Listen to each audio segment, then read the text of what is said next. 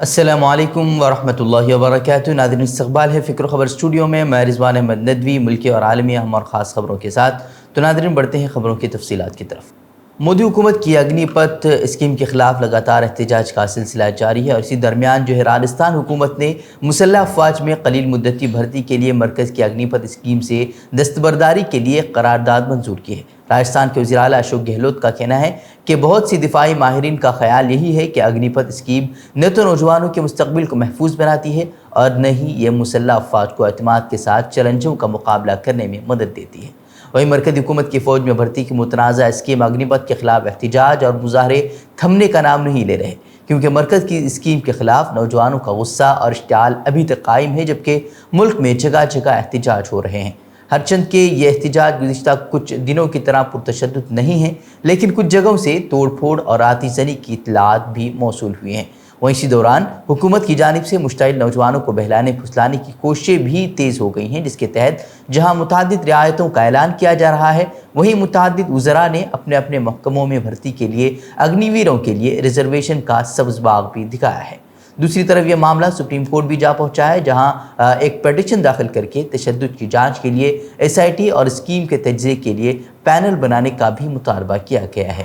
وہی فوج کی نئی اسکیم اگنی پتھ کے تحت بھرتی کے تعلق سے فضائیہ نے بھی اپنی ویب سائٹ پر تفصیلات جاری کر دی ہیں، جس کے مطابق 4 سال کی سروس کے دوران اگنی ویروں کو فضائیہ کی جانب سے بہت ساری سہولیات فراہم کی جائیں گی۔ فضائیہ کی سہولیات مستقل اہلکاروں کو دستیاب سہولیات کے مطابق ہوں گی۔ وہیں ایئر فورس کی ویب سائٹ پر اپلوڈ کی گئی معلومات کے مطابق تنخواہ کے ساتھ اگنی ویر کو ہارڈشپ الاؤنس اور یونیفارم الاؤنس اور کینٹین کی سہولت اور میڈیکل سہولت بھی ملے گی۔ یہ سہولیات ایک عام فوجی کو بھی دستیاب ہیں۔ اگنی ویروں کو سروس کی مدت کے دوران سفری الاؤنس بھی ملے گا، اور اس کے علاوہ انہیں سال میں 30 دن کی چھٹی ملے گی۔ ان کے لیے طبی چھٹی کا انتظام بھی الگ کیا گیا ہے۔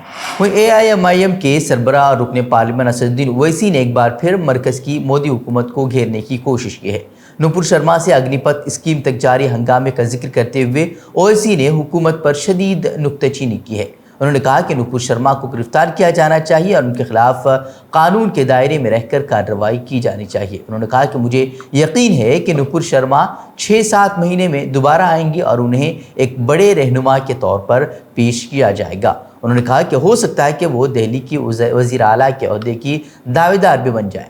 کہ 6-7 مہینے کے بعد نپور شرما پھر سے رومدار ہوں گی اور اس کو بنا کر پیش کیا جائے گا کہ وہ بہت بڑی نیتا ہے۔ ہو سکتا ہے کہ کل وہ دلی کے مکھیہ منتری کے عہدے پر دعوے دار بن جائے، ہو سکتا ہے بھائی، یہ تو حقیقت ہے ہمارے دیش کی۔ جتنا گالی دیں گے مسلمانوں کو، جتنا اناپ شناپ بکیں گے، ان کا مستقبل ہے۔ بڑے بڑے عہدوں پر بٹھا دیا جاتا ہے ان کو، اور پھر ہم لوگ اس کے بعد بولتے ارے مجلس کیا کر رہی، یہ لوگ کیا کر رہے۔ میرے دوست، آپ کو سمجھا رہا ہوں میں۔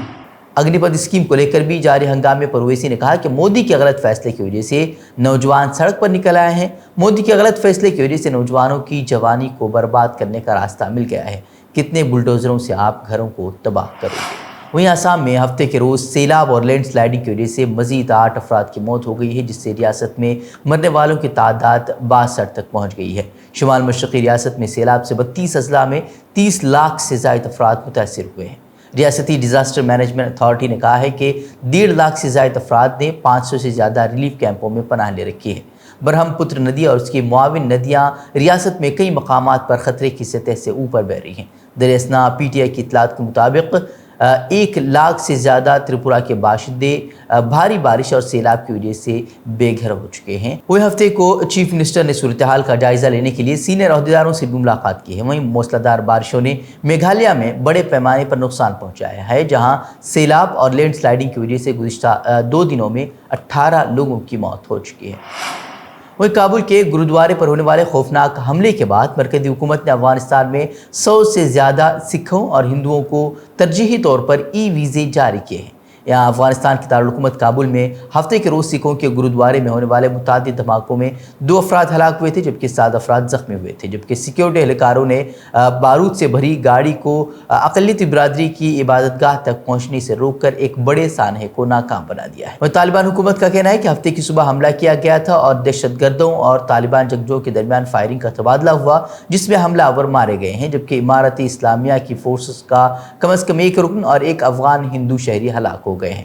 وزارت داخلہ کے بیان کے مطابق دھماکہ خیز مواد سے بھری گاڑی کو ہدف تک پہنچنے سے پہلے ہی ناکام بنا دیا گیا تھا۔ وہیں وزیر اعظم مودی نے دہشت گردانہ حملے پر ٹویٹ کر کے اس کی شدید الفاظ میں مذمت کی ہے۔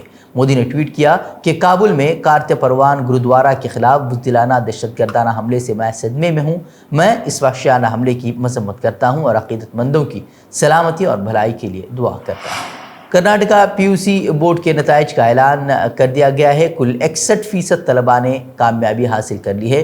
وہ امتحان میں شامل ہونے والے 6,83,000 طلباء میں سے 4,42,00,000 طلباء کامیاب ہوئے ہیں۔ وہیں ریگولر طلباء کے لیے پاس ہونے کا تناسب 67% رہا، جبکہ پرائیویٹ امیدواروں کے لیے صرف 26.75% رہا۔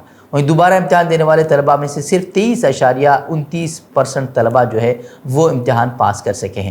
وہیں شہر بٹکل کے طلباء کی بات کی جائے تو امسال طلباء نے بہترین کارکردگی کا مظاہرہ پیش کیا ہے۔ سدھارتھ پی یو کالج کے ہریش ہیبار نے سائنس میں 98.5% اوسط کے ساتھ پورے تعلقے میں ٹاپ کیا ہے۔ دوسرے نمبر پر 3 طلباء رہے ہیں جنہوں نے یکساں مارک حاصل کیے ہیں۔ The new English PU you کالج کے امن مشتاق، سدھارتھ پی یو کالج کی این نمیتا اور آنند آشرم پی یو کالج کی دکشا نے 97.83% نمبرات حاصل کیے ہیں، جبکہ شعبہ سائنس میں تعلقے میں تیسری پوزیشن پر Anjuman P you college for women Bhatkal کی طالبہ زینب رکن الدین بنت محمد یوسف رکن الدین رہی ہیں جنہوں نے تیسری پوزیشن حاصل کی ہے۔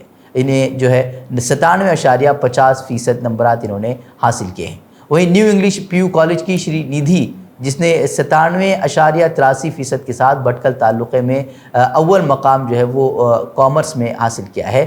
وہیں آنند آشرم پی یو کالج کے سالٹن پاول اور نیو انگلش پی یو کالج کے اپرنا کامت اور بھومکا کامت نے 97.66% کے ساتھ دوسرا مقام پانے میں کامرس میں دوسرا مقام پانے میں کامیاب ہوئے ہیں، جبکہ نیو انگلش پی یو کالج کی پرینکا کامت اور سندھیا نے 97.50% کے ساتھ سوم مقام حاصل کرنے میں وہ کامیاب رہے ہیں، جبکہ شعبہ آرٹس میں اول، دوم اور سوم تینوں رینک وہ انجمن پی یو کالج بھٹکل کی طالبات نے اپنے نام کر لیے ہیں۔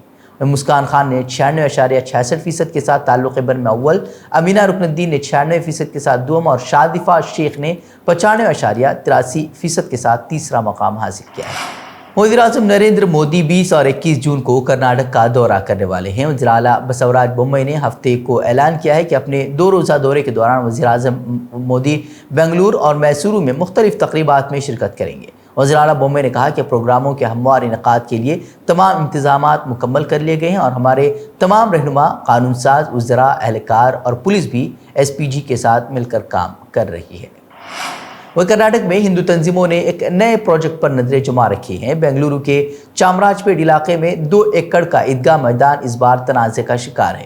گزشتہ چند دنوں کے دوران کئی ہندو گروپوں نے تہواروں کو ایک ایسے گراؤنڈ میں منانے کے لیے درخواست جمع کرائی ہے جو فی الحال ایک عوامی جگہ کے طور پر استعمال کیا جاتا ہے، لیکن مسلمانوں کے لیے نماز پڑھنے کے لیے ایک گراؤنڈ کے طور پر بھی یہ کام کرتا ہے۔ عیدگاہ گراؤنڈ ملکیت وہ مبہم ہے اور اسے مذکورہ گروپوں کی جانب سے مزید پولرائزیشن کے لیے استعمال کیا جا رہا ہے۔ ہندو جن جاگرتی سمیتی اور سری راما سین سمیت کم از کم 4 ہندو گروپوں نے بی بی ایم پی سے چامراج پیٹ کے عیدگاہ میدان میں کئی تہوار منانے کی اجازت مانگتے ہوئے خطوط جمع کرائے ہیں۔ انہوں نے گنیش چترتھی سمیت اور دسہرہ جیسے تہواروں کے ساتھ ساتھ گراؤنڈ میں بین الاقوامی یوگا اور یوم آزادی منانے کی بھی کوشش کی ہے۔ ان کی درخواست ابھی بھی بی بی ایم پی کے پاس زیر التوا ہے۔ وہ ہندوتوا تنظیموں کا الزام ہے کہ پچھلی حکومتیں صرف اس لیے وہاں اجازت دینے سے انکار کر رہی تھیں کہ وہ مسلمانوں کو خوش کرنا چاہتی تھی۔ انہوں نے مزید کہا کہ وہ پرامید ہیں کہ اس بار انہیں گراؤنڈ میں تہوار منانے کی اجازت دی جائے گی۔